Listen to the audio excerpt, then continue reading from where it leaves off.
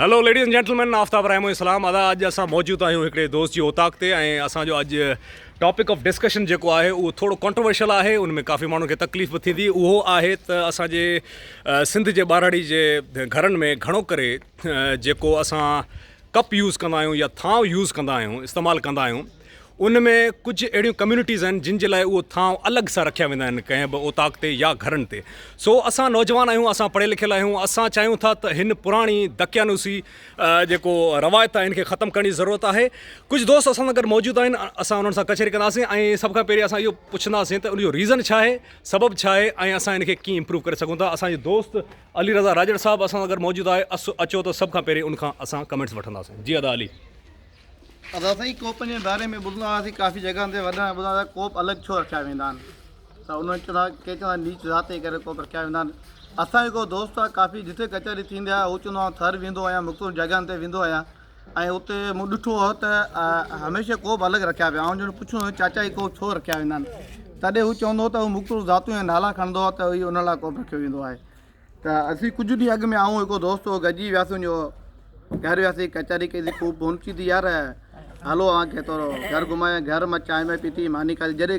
घर खां ॿाहिरि निकितासीं त हू जिथे मुख़्तलिफ़ जॻह ते कचहरी थींदी आहे हू कोपनि ते ॻाल्हाईंदो रहंदो आहे। त असीं जीअं ॿाहिरि निकितासीं उन पोर्च में दीवार ते कोप 6-7 कोप पिया आहिनि। कोपनि जा जे कुंडा हुआ उन्हनि ते मुख़्तलिफ़ रंग जा धागा ॿधा पिया हुआ। त असां दोस्त खे चयोसीं यार तूं मुख़्तलिफ़ जॻहनि ते ॻाल्हाईंदो त कोप जो जॾहिं कुंडो टुटी वेंदो आहे त तूं अवी चवंदा हुओ कड़ो टुटी वेंदो आहे जंहिंमें झलण वारो, त हीअ कंहिं ग़रीब हारी नारी या ॿिए करे रखियो हूंदो आहे, पर हिन जो रीज़न छा आहे त कोपनि धागा ॿधनि। पोइ दोस्त खे जाम ॿुधायो, चयोसीं यार इहा ॻाल्हि तूं मुआशिरे में करींदो, पर इन जो वाद तरदीद कर, पर न कई। सही, ठीकु आहे। थैंक यू अदा अली। अदा हाणे असां हलंदासीं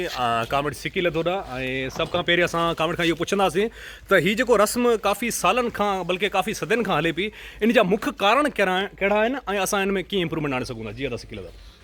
असल में हिन जा जेके अहम कारण आहिनि उहो आहे असांजो ज़रई समाज। जिते ज़रई समाज हुजे थो उते डिस्क्रिमिनेशन जेका हूंदी आहे मुख़्तलिफ़, उहा तबक़ाती बि हूंदी आहे ऐं क़बाइली बि हूंदी आहे, मज़हबी बि हूंदी आहे। सो असीं जंहिं समाज सां तालुक़ु रखूं था उहो अवाइली दौर में ज़रई समाज आहे ऐं उन में इहा माना तफ़ावत जेका आहे उहा रहंदी आहे, जेका अॼोके दौर में असांजो जेको पढ़ियलु लिखियलु तबिको आहे असीं उनखे रद्द करियूं था ऐं ऑटोमेटिकली हिकिड़ी इर्तिक़ाई जेका सफ़र आहे उन में इहा शइ उहे ख़तमु थियणी आहे। पर तमामु अहम टॉपिक ते तव्हां ॻाल्हायो पिया, उनजे करे असांखे गुज़ारिश कंदासीं असां सभिनी दोस्तनि खे त इहा इंसानी जेका आहे सा तफ़रीक़ ख़तमु कई वञे। इंसान सभु अलाह ताला जा पैदा कयल आहिनि ऐं उहे बराबरि आहिनि, उन्हनि सां गॾु खाई सघिजे थो, उन्हनि सां गॾु पी सघिजे थो, उन्हनि सां गॾु हली सघिजे थो। ऐं मुंहिंजो पैगाम आहे सभिनी दोस्तनि खे त उहो इहा तफ़रीक़ जेका आहे असां ख़तमु कनि। सही, थैंक यू वेरी मच अदा। दोस्तो इहो हुयो कमेंट सिकी लधो। इन खां पोइ असां हलंदासीं असांजे दोस्त अता चौपाण ॾे ऐं असां अता खां पुछंदासीं त तव्हांजी यादगिरी में असांजे ॿाराड़ी जे ॻोठनि में इहो जेको रस्म हले पई काफ़ी सालनि खां, तव्हां फस्ट टाइम इहा रस्म कॾहिं ॾिठी ऐं तव्हांजो छा ख़्यालु हिन जे बारे में? Thank U Aftab. रस्म या मुराद त माना इहा हिकिड़ी रवश आहे जेका असां त नंढे हूंदे वठी ॾिसंदा आयासीं। भई लास्ट टाइम असां हिन शइ खे थोरो फोकस करे ऐं माण्हुनि जे अॻियां रखण जी कोशिशि कई आहे। इहे कहिड़ा एटीट्यूड आहिनि जेके चेंज ई नथा थियनि। ऐं दरअसल तव्हां ॾिसो न जेको रवैया असांजे जेके सोसाइटी जा हिकिड़ी कास्ट सिस्टम में असां अञा ताईं बदिलण जी असांजी सिकिल ते ॻाल्हि कई त घणनि ज़ातियुनि में अगरि को पैसे वारो आहे त उनखे असां नवां कोप ऐं पंहिंजा ई इवन असां यूज़ था कयूं, उहे उन्हनि में बि असां खाराईंदा आहियूं। वरी उन ज़ात में अगरि को बिल्कुलु हेठिएं तबिके वारो आहे, मतिलबु त बिल्कुलु उहो सुञूं ऐं कमाई वग़ैरह न आहे उन वटि, उहो अगरि उन जी ज़ात जो त उनखे असां चवंदा यार हुतां कोप लाए अचु बाबा, इन कोप में चांहि पीआणी हिनखे न बाबा छॾ, अच्छा तूं कोप धोए पोइ पाण अचे बाबा, धोए तूं पाण अचे। ऐं इहो रवेश असां था चऊं त असां अगरि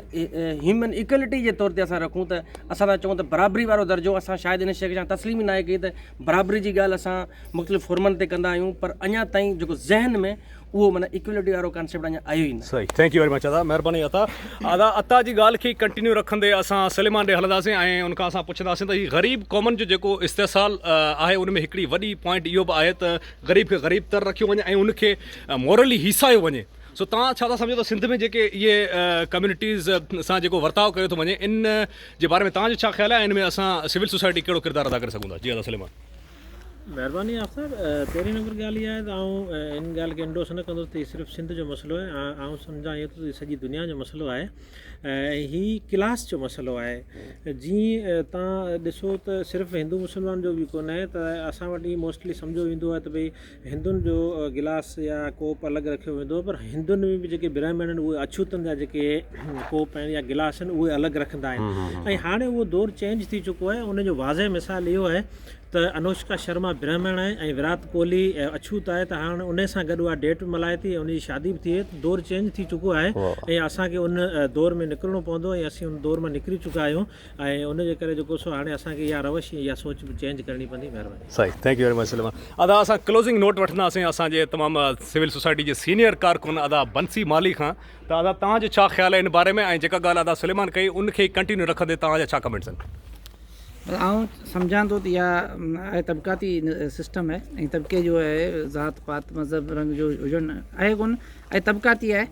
ऐं आउं पाण इन शयुनि जो विक्टम रहियो आहियां घणिनि जॻहियुनि ते विक्टम रहियो आहियां ऐं घणी जॻह मूं पंहिंजे हथनि सां बि इहे शयूं कयूं आहिनि मुख़्तलिफ़ ओताकनि ते वियो आहियां हुते गिलास बर्तन अलॻि अलॻि पिया आहिनि मुंहिंजो वालिद साहब पाण थादल जो दुकानु हलाईंदो हो जॾहिं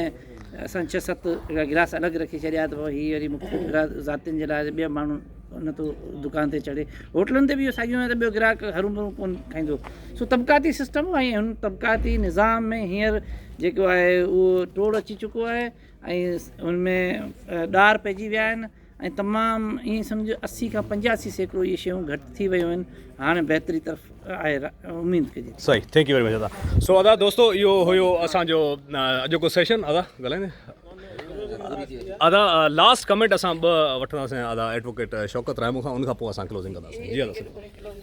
महिरबानी आफ़ताब ही तव्हां जेको चओ पिया रस्म न हिकिड़ी सोच आहे